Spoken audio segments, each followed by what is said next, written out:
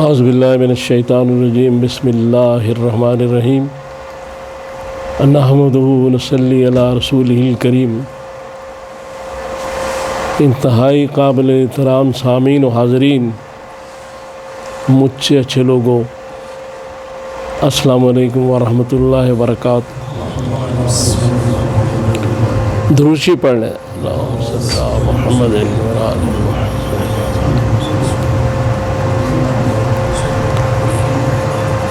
رمضان کا برکتوں والا مہینہ شروع ہونے والا ہے،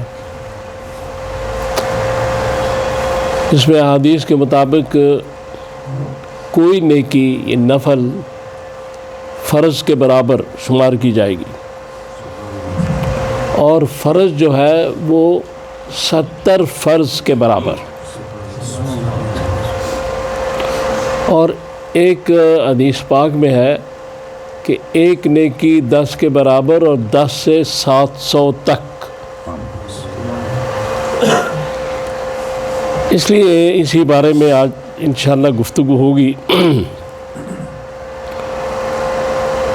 سورہ بقرہ کی آیت نمبر 183 میں اللہ تعالیٰ نے فرمایا، روزوں کا جو مقصد بتایا گیا کہ یہ روزے ہیں یہ اس لیے تم رکھتے ہو جو فرض کیے گئے ہیں۔ مفہوم اس کا یہ ہے تاکہ تمہیں تزکیہ نفس حاصل ہو، تقوی حاصل ہو، اندر کی صفائی ہو۔ یعنی اندر کی صفائی جو ہے وہ بڑی ضروری ہے۔ تو حدیث پاک میں یہ کہا گیا، مشکات کی جلد اول 1902، حدیث کا نمبر بخاری، کہ صرف بھوکا پیاسا رہنا جو ہے یہ روزے کا مقصد نہیں ہے، بلکہ اصل مقصد یہ ہے کہ برے کاموں کو اور جھوٹ کو، خصوصاً جھوٹ کو چھوڑ دیا جائے، پھر روزہ ہوگا، اصل جو کام ہے۔ تو یہ تزکیہ نفس ہے، چونکہ جتنی بھی روحانی بیماریاں ہیں ان سے پاک ہونا، ان بیماریوں کا ختم ہونا، جھوٹ، غیبت، چغلی جتنی بے شمار دفعہ بیان کی جا چکی ہیں، جو روح کو گندا کرتی ہیں، جو اندرونی ہمارا جو حالات ہیں ان کو خراب کرتی ہیں، جو اللہ سے دوری پیدا کرتی ہیں، ان کو دور کرنا۔ بار بار یہ حدیث میں بیان کر چکا ہوں، اتق المحارم تکن عبد الناس، کہ جب تک حرام کام نہیں چھوڑے جائیں گے عبادت گزار انسان نہیں ہو سکتا۔ لہذا اندر کی صفائی کے لیے روزے رکھے گئے، تقوی حاصل کرنے کے لیے، کہ باہر سے جیسے جو حلال چیزیں ہیں وہ بھی فلاں وقت سے فلاں وقت تک روزہ دار کے لیے حرام ہے۔ حرام تو ایک طرف، حلال بھی نہیں کھا سکتے اس ٹائم تک۔ اس طرح جب اس کے باہر سے انسان جو ہے وہ ایک صبر اس پہ آتا ہے، تو پھر اس کے اندر ایک چیز پیدا ہو کہ وہ گناہوں سے بچنا شروع کر دے، متقی ہو جائے، یعنی تزکیہ نفس ہو جائے۔ اور پھر یہ ایک مہینہ جو ریہرسل ہے، اس ریہرسل کے بعد پورے 11 مہینے جو فلم چلنی ہے وہ بھی اس کے مطابق ہی چلے۔ اصل مقصد یہ ہے۔ تو تقوی حاصل کرنا، یعنی روزے کا مقصد ہے تقوی حاصل کرنا۔ تو حضرت عمر رضی اللہ تعالیٰ عنہ نے ایک صحابی سے پوچھا کہ تقوی کیا ہے؟ تو صحابی نے آپ سے کہا کہ آپ کبھی خاردار جھاڑیوں میں سے گزرے ہیں، کانٹے والی جھاڑیوں سے؟ انہوں نے کہا ہاں۔ تو آپ کیا کرتے ہیں؟ تو حضرت عمر نے فرمایا کہ میں اپنے لباس کو کانٹوں سے بچاتا ہوں اور بچ بچ کے نکلتا ہوں۔ تو اس نے کہا کہ تقوی کا مقصد یہ ہے، تقوی کا، کہ گناہوں سے بچ کے، اس گناہوں کی جو دنیا ہے یہ گناہوں سے بھری ہوئی ہے، اس میں رہ کر گناہوں سے بچ کے اللہ کے پاس چلا جانا. اس کا مقصد یہی تقوی ہے نا، کہ بازار سے گزرا ہوں، خریدار نہیں ہوں، تو یہاں رہ کے ان چیزوں سے، فتنے کے اندر رہ کے، اس دنیا کے اندر رہ کے، ان چیزوں کے اندر رہ کے ان سے بچنا اور رجوع الی اللہ کر، تقوی یہ ہے. تو تقوی کا جو مقام ہے وہ بہت اونچا ہے، کیونکہ قرآن شروع یہاں سے ہوتا ہے، ھدی للمتقین، یعنی شروع کی آیات میں کہا گیا، ابتدائی آیات میں سورہ بقرہ کی، کہ ہدایت ان کو ملے گی جو تقوی پر ہوں گے. یعنی جو تقوی پر نہیں اس کو ہدایت نہیں ملے گی. اور تقوی کا ایک مقام ہے جو قرآن میں ایک جگہ فرمایا گیا، یہدی الی من ینیب، کہ اللہ تعالیٰ ہدایت ان کو دیتا ہے جو اس کی طرف رجوع کرتے. تو اللہ کی طرف رجوع کرنے سے انسان کے اندر ایک پاور، اور وہ ول پاور جو ہے، یعنی ول پاور سے بھی بہت اونچی پاور، کہ جو اٹریکشن اور گناہوں والی چیزوں سے انسان کو بچاتی ہے، وہ پیدا ہوتی ہے.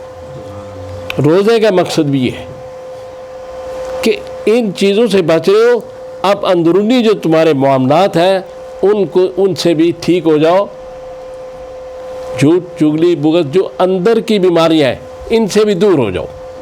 اور پھر قرآن پاک میں کہا گیا سورہ جاثیہ کی آیت نمبر 19 میں کہ متقی کون ہوتے ہیں؟ متقی اللہ کے دوست ہوتے ہیں. تو رمضان اللہ کا مہینہ اور ہمارے لیے اللہ کے دوست بننے کا مہینہ. متقی اللہ کے دوست ہوتے ہیں. اور پھر اس کے بعد سورہ یونس کی آیت نمبر 62 میں یہ کہا گیا، ان کی پھر آگے تعریف کی گئی کہ یہ اولیاء اللہ کون ہے. لا خوف علیہم ولا ہم یحزنون، کہ انہیں نہ کوئی خوف ہوگا نہ کوئی غم ہوگا، بے فکر ہو گے، یہ پریشان نہیں ہوں گے. تو وہ کون ہوں گے؟ متقی. چونکہ سارا جو بنیاد ہے دین کی وہ تقوی پر ہے. مسلمان کلمہ پڑھ کے انسان ہو جاتا ہے، وہ مسلمان ہی رہے گا جب تک کلمہ گو ہے، لیکن جب تقوی حاصل کرے گا پھر وہ ایمان میں آ جائے گا. مکمل ایمان جو ہے جس کو کہتے ہیں، ایمان تو ہوگا مکمل ایمان، کہ جیسے قرآن نے کہا کہ اے اپنا ایمان والو پورے اسلام میں داخل ہو جاؤ. تو اس کا مقصد یہ کہ ایمان والا بھی جب پورا متقی ہوگا تو اسلام میں داخل ہو جائے گا. وہ اسلام میں داخل تو کلمہ کے بعد ہو گیا، لیکن یہ اور بات ہے کہ آگے رجوع الی اللہ، آگے بڑھنا، قربت الہی. تو اسی رمضان میں کرنا کیا ہے؟ درود شریف کی کثرت اور اللہ کی بارگاہ میں سجدوں کی کثرت، اگر وقت ملے. کثرت سجود اور کثرت درود، یہ دونوں چیزیں اس مہینے میں انسان کو تقوی کے مقام پر پہنچاتی ہیں. کیونکہ جب انسان نماز پڑھتا ہے تو سارے گناہوں سے پاک ہوتا ہے، وضو کر کے پاک ہو کے اللہ کے سامنے کھڑا ہوتا ہے. اور اگر وہ اس پاکیزگی، اس طہارت کو ساتھ رکھے گا تو پھر وہ اقیم الصلاۃ، وہ اس پہ قائم ہو گیا، اس نماز پر. یہ ظاہر کا غسل، ظاہر کے لباس، ظاہر کی چیزیں یہ اپنی جگہ ہے، اس میں بھی صفائی ستھرائی پاکیزگی ہونی چاہیے. قرآن نے حکم دیا ہے کہ یہ جو لباس ہے اچھا پہنو، اگر آپ کو اس کی وسعت ہے، صاف لباس پہنو، اور زیب و زینت کے ساتھ. لیکن یہ کہا گیا کہ خیر والا جو لباس ہے وہ تقوی ہے. تو مقصد ہے کہ اگر باہر سے صاف ستھرے ہو, باہر سے ٹھیک ٹھاک کپڑے پہنے ہیں, تو اندر سے بھی صاف ستھرا ہونا, اندر سے بھی ٹھیک ہونا. باہر کا وضو بھی ٹھیک ہے, لیکن روح کو بھی کبھی وضو کرا دے. باہر کا غسل بھی ٹھیک ہے, لیکن روح کا بھی کبھی غسل ضروری ہے. چونکہ جب یہ چیزیں ملیں گی تو آدمی تقوی پہ پہنچے گا. اور یہ رمضان جو مبارک ہے, یہ مہینہ, یہ تقوی کے لیے.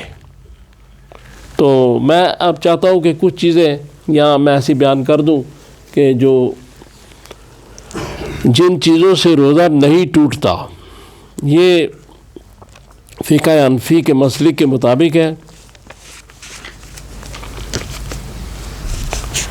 انہوں نے لکھا ہے کہ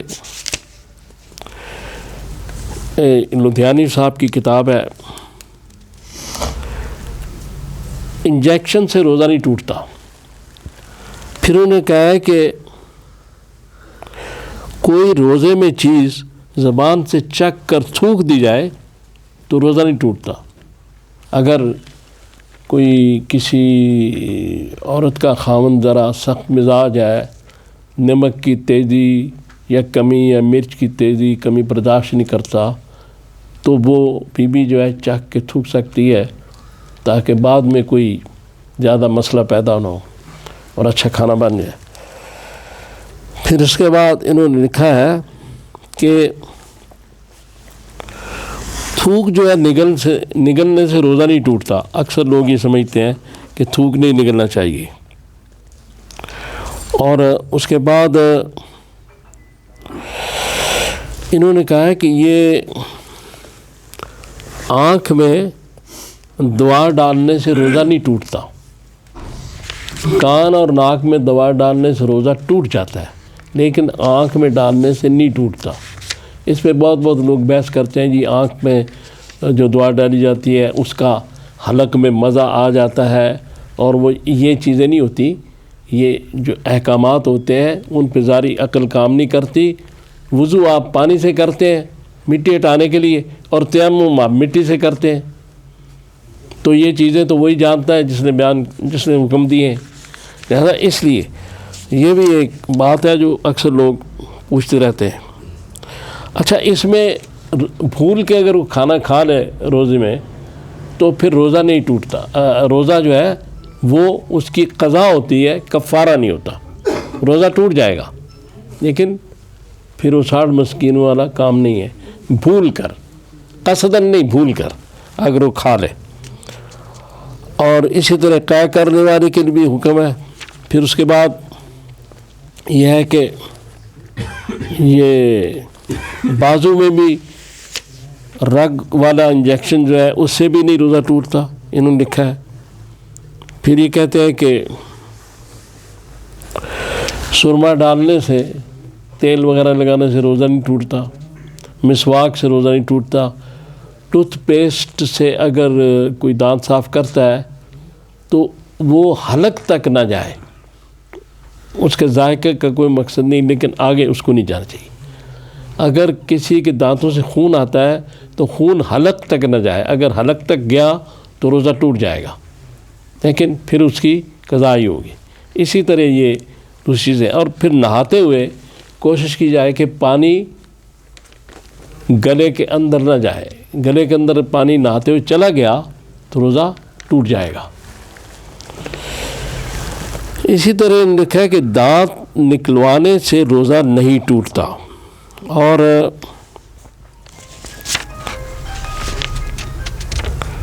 پھر یہ کہتے ہیں کہ